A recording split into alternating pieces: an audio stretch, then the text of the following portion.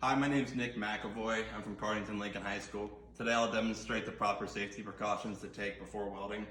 It's very easy to get hurt during welding, but most things can be taken care of or minimized by taking the proper safety precautions.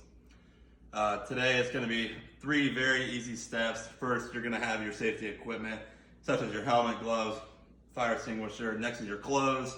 Obviously, have everything protected. You don't want your skin getting burnt. And third is your materials.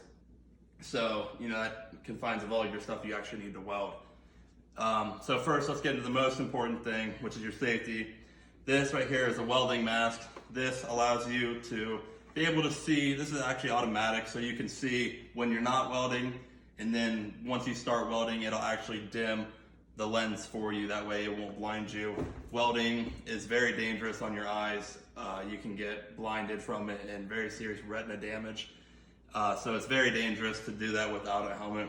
These are Vulcan Defender gloves. You can pick them up at your average Harbor Freight for roughly $20. They are made with cotton, so they can withstand up to 400 degrees, and they're very safe. Very you can get up close to the welds and not burn your hands with them. Finally is the fire extinguisher.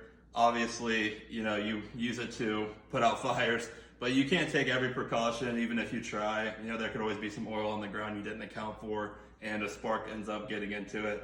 Always safe than sorry. That's what I can say with the fire extinguisher. Next is your clothes. I'd say always have long sleeve jeans and closed-toed shoes. I would actually recommend boots because sparks can still get through these shoes. You could wear a long sleeve like this, but I would definitely recommend throwing over a 100% cotton long sleeve shirt like this. This just allows you to not get burnt. Cotton actually does not flame. It just burns right through. That way, you won't go up in flames, which sounds a lot better than getting burnt to death. So lastly is all your materials. So this right here is 16 gauge steel. I have this because I'm fixing a panel on one of my cars right now that was damaged. Obviously it's very flimsy, but whatever. Finally, this is your welder. This is your gas. Very simple things that go into welding. This is your 220 outlet, and these are very dangerous to put in. It's 220. I've seen my dad get shocked by this many times, and it's quite scary. So what I like to do is I like to set it in there and just hit it like that until it goes in. It's really not safe to do that at all. I wish we didn't have to always unplug and plug it back in, but that's the way that I would choose to do it.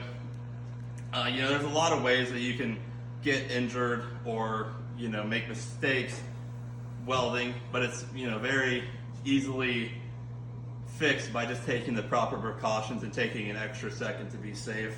It's always a really good day when you finish a weld and you haven't burned down the garage.